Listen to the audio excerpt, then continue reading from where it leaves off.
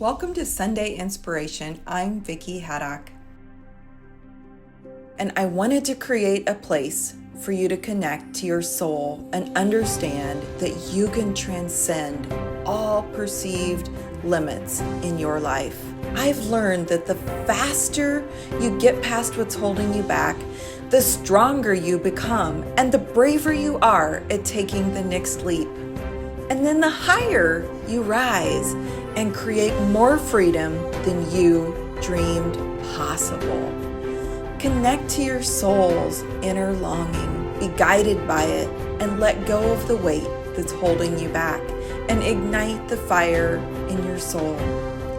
What Eiffel Tower-sized thing does your soul want you to do? When you become fearless, you become limitless. Now, prepare to be inspired as I share this week's life journey of one person that has inspired me. Thank you for being here for Sunday Inspiration. 2 weeks ago, we started a conversation with Sonyan White, conscious uncoupling coach, and she was sharing her wisdom with us on what it looks like to take responsibility for yourself in a toxic relationship, how the hurts that allow us to be part of a toxic relationship quite often even extend deeper and back into our younger years of life, and then how it's so important for us to take that responsibility so that we can shift and be role models for our children for their future. So if you missed that interview 2 weeks ago, make sure and look for it. We'll link to it in the notes. And also, 4 weeks ago, we started this series with the 10 characteristics of toxic relationships. So make sure to go back to that. Now, what's the importance of diving into the healing aspect that we're going to talk about today? Well, you might be leaving a relationship right now. You may have left a relationship. It might be a toxic relationship with a parent or someone else that's still lingering, has lingering wounds in your soul. But here's what I find is that sometimes we think we've dealt with that stuff and we put it away. And then we come up against other barriers in our life. Maybe we're not attracting the relationship that we want. Maybe we're struggling in business. Maybe we're struggling in some other area of life that's totally unrelated to what we think of as being tied to a toxic relationship. Or maybe you continue to find toxic relationships in other forms by coworkers or bosses, people that come into your life that just have this same feel, and you feel like I'm repeating this same episode. I thought I put it behind me.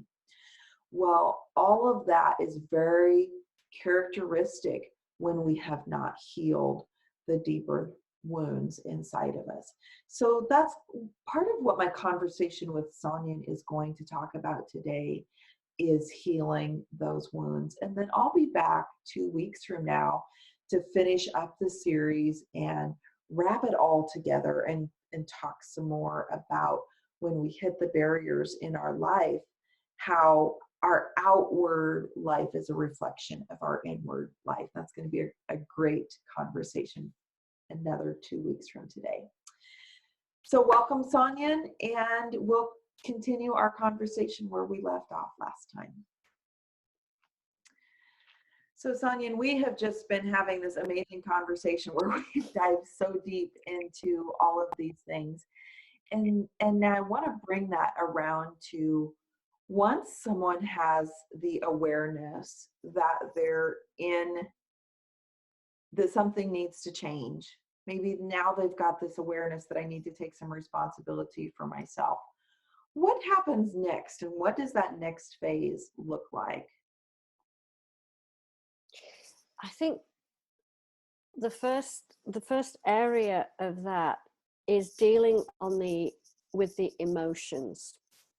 As women, we are still programmed to fall into self-blame and oh my gosh, how could I have done that to myself? Oh, as soon as any kind of an awareness, you can collapse into that. And it's important for women not to take on that shame. And there's a whole lot we can talk about shame, but it can also generate some very powerful emotions in people.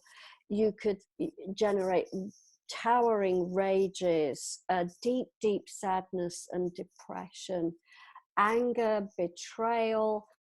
And that's why having some strategies so that once you start to release all of these kinds of emotions, which have the potential to negatively impact upon your life, that is a good place to begin.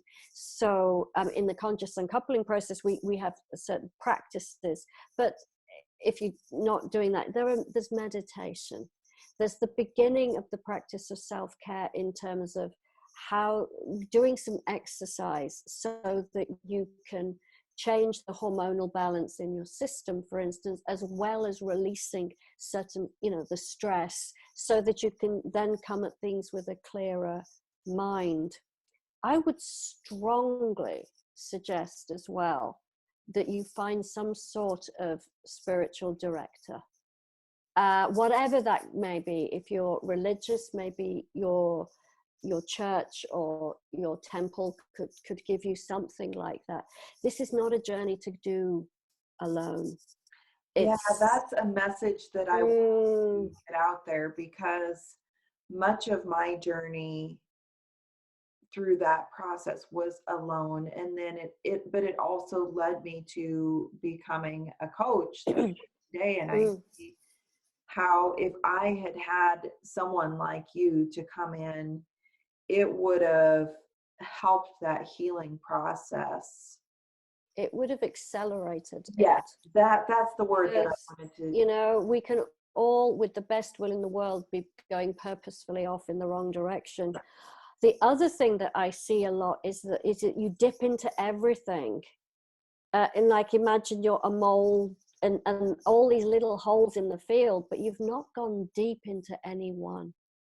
So if you decide that your pathway to healing is Buddhism, fantastic. Practice Buddhism and focus everything on that. And then when it gets tough, don't escape, don't abandon the method. Keep on going, because there's no linear process in healing. You can plateau, you can sink, you can make huge exponential growth, but it's not linear. When you think you've healed, a year or two later, something can pop up, or 10 years later. That they say it's an onion. That's what's appealing. They say it's an onion. And I think when I get people, oh, it's happened again. And the key is, it's happened again. It's a similar scenario. Did you do the same thing? No. There you go. You're responding differently to the same situation. It will disappear. So there's the emotional aspect. There's the getting the support system around you of positive people. This does not include sometimes your friends, who are, for the best will in the world, sometimes the ones who keep you stuck in victim mode, stuck in martyr mode. Oh, he done you wrong, you did, but you're down there. There's no transformation, there's no lightness in that. That's just sad. Or the other thing I see happen is people have lost their friends because their friends have seen them putting up with toxicity, and they haven't had the courage to change yet. And then when they do, they don't have a support structure around them, or they've hidden that from everyone. Like this was me. This was totally me. I hid it because, back to that shame, I was felt so much shame to let anybody into my world to see what I was experiencing. So you were never authentically you. No, and you were never authentically describing what was going on in your life on a day-to-day basis. So they were not really friendships. They were something else. And how lonely, how deeply lonely that experience must have been. Yeah. Yeah. That is why when you talk about And support system is so key in surrounding yourself with new people who will support you in the right direction. the right people who are going to actually, I live in a world of coaches, so I can't whine for any times because they are going to coach me. I just give me 5 minutes. Just let me whine for 5 minutes. But it is surrounding yourself with that. And you can read this. There are workshops, there are groups. It's if you really want to find these things, support systems and circles, you will. Now, one thing about healing and with toxicity in your life, quite often, I find this is so that you've in order to cope with that, you've used certain strategies which may be addictive in order to get through the day. It might be alcohol, it might be sex, it might be drugs, it might be shopping. Yeah. It might be the television, Eating, numbing yourself out, eating. These are not, these are symptoms of the disease, okay? And at some point they will melt away if you have done this. So never think you've got to sort that out before you get onto the healing process. You can do both at the same time. And if I took away that drug, you know, it's there for a reason. Whatever it is, it will fade away. We want it to fade away, but I don't know what your thoughts are on that in terms of. I agree with that completely, and I look at it as a level of healing. So when we move up to this level, then that reflects on a different level in our life. And I've seen that in my own life in many different ways. But when we heal that hurt that is inside of us that causes us to need that, whatever it is, then we no longer need it. But we also have to be aware of our habits. We have to physically change and be aware of those habits. Absolutely. I mean, we have these archetypal energies. Just as if I say the word mother to you, everybody knows what that is. Right. And so we've got that victim, we've got that martyr archetype, we've got the prostitute archetype, we've got the saboteur archetypes, 4, which I think we're all kind of, that's what we're birthed with. And it's learning to understand the energies of those. These archetypes have been developed in as a safety mechanisms. These are our only strategies. And then moving out of the victim energy and into a more empowered way of looking at a circumstance, of an empowered way of behaving in a certain situation. This is the healing. And it's, you know what? When such and such a thing happens to me, I do this, right? We can spend a long time in the thinking of it, but what we can actually do in that cycle is break it. So I'm not going to do this for an hour. And let's just see what that does to the cycle, to the cybernetic loop that we're creating. Pattern interrupts. Yes. And the more you start to behave as an empowered person, fake it till you make it, it becomes you. You start to let go of the things that served us and kept us safe at one point in time. Those things, those habits, those ways of being kept us safe at one point in time. And then when circumstances change, that's the emotional intelligence to know and experience new things, to know that I no longer need that to keep me safe. I am safe to be in the world as I am, and I can let that go. what you're just describing to me is that there is this part of you that's, of every one of us, who's stuck at 4, stuck at some traumatic event that may have happened at 13. And at those stages, we had certain power and certain strategies and certain ways of interpreting and making meaning of that situation. Well, it must be that I'm wrong because my parents are perfect and they are gods. So it must be me that's wrong. So now I have to figure out how to be a good girl, for instance. But we forget that we are now adults. You now have the capacity to say no. You have the ability to articulate no. You can think, you have money, you have power, you can physically restrain somebody if that was necessary in your life. You can decide to leave a toxic relationship. A child of 4 doesn't have that opportunity, that possibility. And we've forgotten that we actually have skills and capacities and qualities and talents that we take for granted now that we did not have then. Right. But we're operating on the old system. So we have to remember, but hold on. Even if I don't know how to handle difficult conversations, it is true that I can learn. It is true that I can find someone who can teach me this. Yes, that is so key. So Sonia, we have just gone so wonderfully in this conversation, and our time is winding down. And so I want you to have the opportunity for the rest of that our time is left is to share with people what does the unconscious coupling coach do? Maybe they're interested in working with you. How would they find you? How would they learn more about that? So right. What do you want them to know about that specific piece of who you are and what you do now? Okay, so in order to find me, you can find me at www.sonyawhitecoaching.com, SONYAN whitecoaching.com.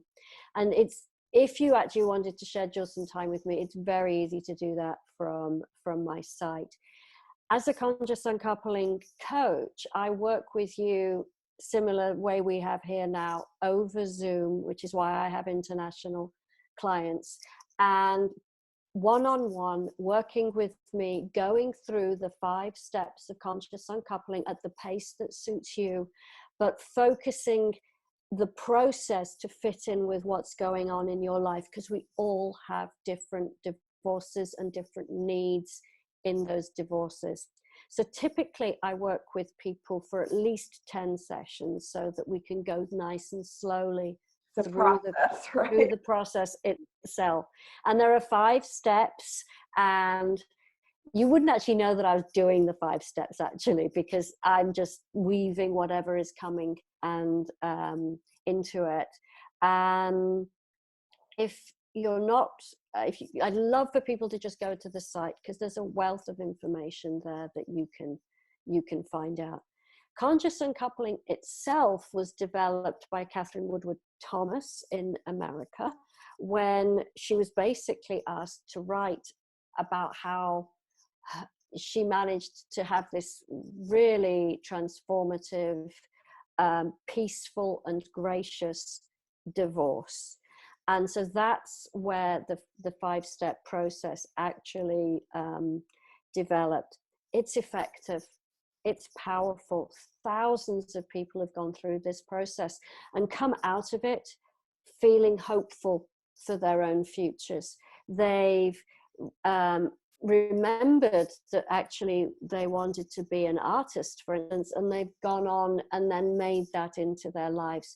They brought their families through this, and their families are now evolving into new and different blended structures, and it's all as harmonious as it possibly can be, because each divorce is different. Mm-hmm. I cannot rate the process. It's a hugely transformative process. It's the beginning of a transformation. The things that you learn, you can take with you for life. So thank you for giving me the time to share that with your people. Thank you for being here. And I just, so because this is Sunday inspiration, and my final question for you is, who are some people that inspire you on your journey? Who has inspired me? Kristen Neff. She's an expert in compassion. Brené Brown's work has inspired me. Thich Nhat Hanh, Buddhist monk, has inspired me.